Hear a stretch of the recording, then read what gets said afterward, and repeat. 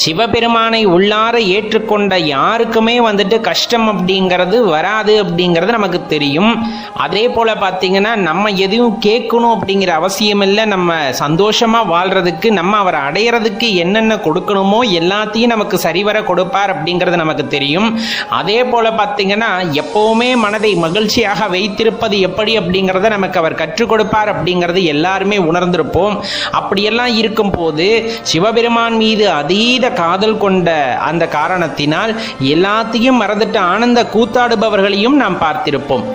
எல்லாமே யாரால முடியும்னா சிவபெருமான வழிபடுபவர்களால் கட்டாயமே முடியும் அப்படிங்கிறத தான் நம்ம சொல்லிக்க இருக்கோம். யார் ஒருத்தர் உண்மையான சிவபக்தராக இருக்க முடியும் அப்படின்னு பார்த்தீங்கன்னா அதுக்கு எந்த கட்டுப்பாடும் இல்லை அப்படிங்கிறதான் நம்ம முதல்ல சொல்ல வேண்டியது இருக்கு. சிவனை வழிபடுபவதற்கு என்ன கட்டுப்பாடு விதிக்க வேண்டும்? ஒன்றும் கிடையாது. சாதாரண மனிதராக பிறந்திருந்தாலும் சரி, புல்லாக பூடாக பிறந்திருந்தாலும் சரி, மிருகமாக பிறந்திருந்தாலும் சரி, அனைவருக்கும் அதற்கான வாய்ப்புகள் வந்துட்டு சரியாக அமைகின்றன அப்படிங்கிறது தானே உண்மையான விஷயம். சிவபெருமான் வந்துட்டு எல்லாத்துக்குமே பொதுவானவர். இந்த பிரபஞ்சத்தில் இருக்கக்கூடிய அனைத்து ஜீவராசிகளுக்கும், உயிருள்ள உயிரற்ற எல்லா பொருட்களுக்கும் ஆதி மூலமாக விளங்குபவர் நம் சிவபெருமான் அப்படிங்கிறதுல எந்த மாற்று கருத்துமே கிடையாது. அப்ப அவரை வணங்குறதுக்கு என்ன தகுதி வேண்டும்? ஒரு தகுதியும் வேண்டாம். மனதார சிவபெருமானை எண்ணி பார்த்தால் போதும், அவரை ஏற்றுக்கொள்ள வேண்டும் என்று நினைத்தால் போதும். அந்த ஒரு தகுதி இருந்தாலே போதுமானது அவர்கள் சிவபெருமானை வழிபடுவதற்கு. ஒரே ஒரு விஷயத்தை மனசுல எடுத்துக்குங்க. இப்ப நீங்க வந்துட்டு தங்க துகள் இருக்கு, அது தங்கமா எப்படி மாறுது அப்படிங்கிறத கவனிச்சிங்கன்னா உங்களுக்கு தெரியும். தாதுக்கள் எப்பவுமே மண்ணில் தான் கலந்துருக்கும். அதை பிரித்து எடுத்து சின்ன சின்ன துகளா இருக்கிறதெல்லாம் எடுத்து அக்னியில வந்துட்டு வேக வைப்பாங்க இல்லைங்களா? ஒரு மண் பாத்திரத்துல போட்டு நல்லா கொதிக்க விடுவாங்க. அதை ஒரு அச்சில ஊற்றி சுத்தியலை வச்சு அடி அடி நடிப்பாங்க. அத்தனை வலியும் வந்துட்டு அந்த தாதுவானது தாங்கிக் கொள்கின்றது. திருப்பியும் வந்து அது நெருப்புல இடப்படுகின்றது, கொதிநிலைக்கு கொண்டு செல்லப்படும். மீண்டும் அதை அடிச்சு வந்துட்டு திருப்பி திருப்பி அதை உருவத்துக்கு வர்ற வரலும் விடாம அடிச்சு நம்ம கடைசியா என்ன பண்றோம்? அதை ஒரு நகையா பண்ணிடுறோம். அப்ப அந்த ஒரு நகை உருவாகணும் அப்படின்னா அதை அந்த நெருப்புல இட்டு அது குழம்பாக மாறி அதை எவ்வளவு அடி அடிக்க வேண்டுமோ இத்தனை அடியும் அடிக்கிறோமே, அந்த அடியை எல்லாம் தாங்கி கொண்டால்தான் அது ஒரு ஆபரணமாக ஆகின்றது. அது நம் கழுத்தை வந்து அடைகிறது. அதே போலதான் சிவபெருமான்னு கிடையாது. எந்த தெய்வத்தின் மீது அதீத பாசம் பற்றுதல் எது வைத்திருந்தாலும் கண்டிப்பாக நமக்கான சோதனைகள் அங்கு இருக்கிறது. அப்படின்னா அது எதுக்கு அப்படின்னா நம்ம வந்துட்டு ஜொலிக்க போறோம் அப்படிங்கிறது அதுல அர்த்தம். ஏன்னா நம்ம சொல்லுவோம் நல்லவங்களுக்கு தான் கஷ்டம் வருது, சிவபெருமானன் கிடையாது, கடவுளை வழிபட்டாதான் வந்துட்டு சோதனையே கொடுக்கின்றார். அப்படிங்கும் போது இறைவா நான் சொல்றது ஒரே ஒரு விஷயம்தான், சோதனை அப்படிங்கிறத சோதனையா பார்க்காதீங்க, உங்களை நிரூபிக்கக்கூடிய ஒரு வாய்ப்பா பாருங்க. ஏன்னா அவர் உங்களுக்கு சோதனையை கொடுக்கல, அதாவது நீ வந்து என்னை அடையணும் அப்படிங்கிறதுக்காக அவர் வந்துட்டு சோதனை கொடுக்கல. நீ வைத்திருக்கின்ற பக்தி எப்படிப்பட்டதுன்னு இந்த உலகத்துக்கு காட்ட வேண்டும். ஏன்னா சிவபக்திங்கிறது அவ்வளவு சாதாரணமா எல்லாத்துக்குள்ளேயும் வந்துட போறதும் கிடையாது. அப்படி ஒருத்தனுக்குள்ள அந்த சிவபக்தியானது வந்து விட்டது அப்படின்னா அவனுக்கு இந்த உலகத்துல எதுவுமே பெருசில்லை அப்படிங்கிற அளவுக்கான சிவபக்தியா இருக்கும். அது உங்களுக்குள்ள இருக்கும் அப்படிங்கிற நம்பிக்கை எனக்கு இருக்கு. அப்படிப்பட்டவர்களுக்கு வருகின்ற அந்த பரீட்சை வைக்கின்ற அந்த தருணமானது எதற்கு அப்படின்னா உங்களை மெருகேற்றுவதற்கு அப்படிங்கிறத நல்லா தெரிஞ்சுக்குங்க. மெருகேற்றதுன்னா ஒவ்வொரு தடக்கையும் மட்டி விழுகுது அப்படிங்கும் போது நீங்க ஒரு உருவத்தை அடைந்து கொண்டிருக்கின்றீர்கள் அப்படின்னு சொல்றோம். உருவம்னா என்ன? ஞானத்தை அடைந்து கொண்டிருக்கிறீர்கள் அப்படின்னு சொல்லப்படுது. எப்பவுமே ஒரே ஒரு விஷயத்தை நம்பி நம்ம இறங்கணும். ஆன்மீகம் அப்படின்னு போனாலே உள்ளார்ந்த உணர்தல் அப்படின்னு நம்ம பலமுறை சொல்லியிருக்கோம். இதற்கு நீங்க பல வழிமுறையில வந்துட்டு இறைவனை தேட ஆரம்பித்தாலும் இறுதியில் நீங்கள் அடைய போவது ஒரே ஒரு பரமாத்மாவை அப்படிங்கிறத யாருனாலையும் மறுக்க முடியாது. ஏன்னா நம்மளுக்கு எவ்வளவு கஷ்டம் வந்தாலும் அவர் நம் உடனே தான் இருப்பார். கொஞ்சம் அமைதியா கண்ணை மூடிக்கிட்டு சிவபெருமானே நீ என் கூட இருக்கியா, எனக்கு இதற்கான விடையை சொல்லு அப்படின்னா அவரே அந்த இடத்துல விடையும் காட்டி கொடுத்து விடுவார். நம்ம அந்த பாதையில நம்ம பாட்டுக்கு போய்கிட்டே இருக்கணும். இவங்க அதை பேசுறாங்க, அவங்க இதை பேசுறாங்க, சிவபெருமான வழிபட்டனால தான் எனக்கு இவ்வளோ கஷ்டம் வந்ததா, இந்த மாதிரி எண்ணங்கள் உங்கள் மனசுக்குள்ளே வந்துட்டாலே நம்ம ஆன்மீகத்தில் வந்துட்டு ஒரு படி வந்துட்டு பின்னோக்கி போய்விடுவோம்.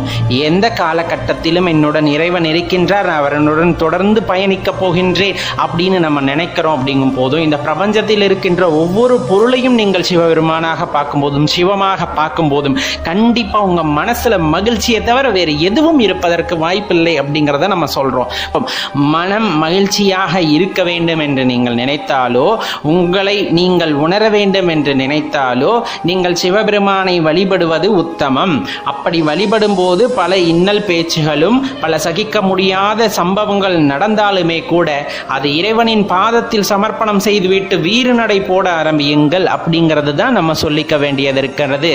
எந்த காலகட்டத்திலும் நம் பக்தியை யாரும் குறைத்து எடை போட முடியாது. உன் பக்தி உயர்ந்ததா என் பக்தி உயர்ந்ததா என்பது பேசுவதற்கான பொருள் அல்ல.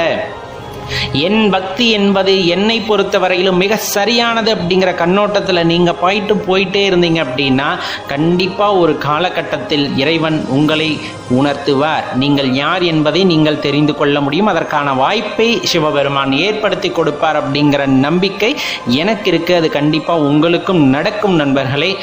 தொடர்ந்து முன்னேறுவோம். சிவபக்தி அப்படிங்கிறது சாதாரண விஷயம் அல்ல. நமக்குள்ள மன மகிழ்ச்சியை ஏற்படுத்தக்கூடியது அப்படிங்கிறத தெரிஞ்சுக்குங்க. எந்த காலத்திலும் எந்த நேரத்திலும் ஓம் நம சிவாய அப்படிங்கிற அந்த ஒரு மந்திரத்தை எந்த தயக்கமும் இல்லாமல் ஒருவனால் சொல்ல முடிகிறது அப்படின்னா கண்டிப்பா அவன் அடிப்படையில் இருந்த அந்த அகந்தையை அழித்து விட்டான் அப்படிங்கிறது தான் அந்த இடத்துல உண்மை. ஏன்னா பலரும் கூடியிருக்கும் இடத்தில் நம்மளால வாய்விட்டு சொல்ல முடியாது. எல்லாமே பரம்பொருள்னு சொல்ல முடியும். ஆனா எல்லாரும் இருக்காங்களே, நம்ம எப்படி சொல்றதுன்ற அந்த கூச்சம் நம்ம மனதுக்குள் இருந்தாலே நாம் இன்னும் பக்குவம் அடையவில்லை அப்படிங்கிறது தான் அந்த இடத்துல நம்ம தெரிஞ்சுக்கணும். அந்த நிலை வந்துருச்சு அப்படின்னா அடுத்தடுத்த நிலை நீங்களே முன்னேறி செல்வீர்கள் அப்படிங்கிறது நம்மளால உறுதியா சொல்ல முடியும். எப்பவுமே சிவசிந்தையில் இருங்கள். கண்டிப்பாக உங்கள் வாழ்க்கை மகிழ்ச்சியாகத்தான் அமையும் அப்படிங்கிறத நம்மளால உறுதியாக கூறிக்கொள்ள முடியும். நண்பர்களே, எல்லாருமே பண்ற ஒரே ஒரு தப்பு, இறைவன் எங்கோ ஒரு இடத்தில் இருக்கின்றார், நான் பண்ற இந்த சின்ன சின்ன தப்பு தெரிய போதா அப்படின்னு நினைச்சுக்கிட்டு நம்ம ஒவ்வொரு தப்பா பண்றோம்ல, அதை விட முட்டாள்தனம் வேற எதுவுமே இந்த உலகத்துல கிடையாது அப்படின்னு தான் நான் சொல்ல முடியும். ஏன் இப்படி சொல்றோம்? பூனை கண்ணை மூடிச்சுன்னா உலகமே இருண்டுச்சுன்னு நினைக்குமா? அந்த கதையாத்தான் நம்ம நினைக்கிறோம். இறைவன் 7 கடல் தாண்டி 7 வானம் தாண்டி எங்கேயோவெல்லாம் இல்ல, இறைவன் உனக்குள்ளதான் இருக்காரு. இதை முதல்ல நம்ம புரிஞ்சுக்கணும். அப்ப எப்படி நமக்கான பலன்லாம் கிடைக்குதுங்கிறீங்க? இறைவன் நம்முள் நாமவே இருக்கின்றார். அப்ப நம்ம செய்யக்கூடிய சின்ன சின்ன விஷயங்களையும் அங்கு கணக்கெடுக்கப்படுகின்றன. அதாவது இறைவன் கணக்கெடுக்கிறாரோ இல்லையோ, உங்களது ஆன்மா அல்லது உங்களுக்குள்ள இருக்கின்ற அந்த எண்ணங்கள் கணக்கெடுத்துக்கொண்டே வரும். நம்ம இந்த தப்பை பண்ணிட்டோமே, நம்ம இந்த இதை செஞ்சிட்டோமே அப்படின்னு அதுவே கணக்கெடுத்துக்கிட்டு வரும். அப்ப இறைவன் எங்க இருக்கார் அப்படின்னா நள்ளிரல் நட்டம் பயின்று ஆடும் நாதனே அப்படின்னு உங்களுக்குள்ளதான் இருக்கார். அப்ப நீ பண்ற சின்ன தப்பாகட்டும், நீ பண்ற உயரிய நற்பண்புகளாகட்டும் எல்லாமே கணக்கில் எடுத்துக் கொள்ளப்படுகின்றன. அதுவே கர்மாவாகவும் ஆகின்றன. நீ செய்கின்ற பாவ புண்ணியங்களுக்கு ஏற்பத்தான் அதற்கான பலனும் விளைகின்றன அப்படிங்கிறத எல்லாருமே ஞாபகம் வச்சுக்கணும். அப்போ ஒரு விஷயத்தை செய்ய போறோமா, அதனால என்ன பலன் கிடைக்க போகுது? எங்கேயோ இருக்க இறைவன் இல்ல, எனக்குள்ள இருக்கின்ற இறைவன் அதை ஏற்றுக்கொள்வாரா அப்படிங்கிற அந்த முதல் கருத்தை நாம் முன்வைத்து நடைபோடும் போது நம்முள் இருக்கின்ற அந்த தவறுகள் எல்லாம் அகன்று விடுகின்றன. அதன் பின்னர் தான் நாம் ஒழுக்கம் நிறைந்தவர்களாகவும் உண்மையான பக்தி மார்க்கத்தில் செல்லக்கூடியவர்களாகவும் ஆகின்றோம். இதுதான் சிவத்தத்துவம் உணர்த்துவது. அதுக்கு அடுத்தாப்புல ரொம்ப முக்கியமா நம்ம சொல்றது ஒரே ஒரு விஷயம் யாருக்குள்ளேயுமே இருக்கக்கூடாது அப்படிங்கிறது தான்.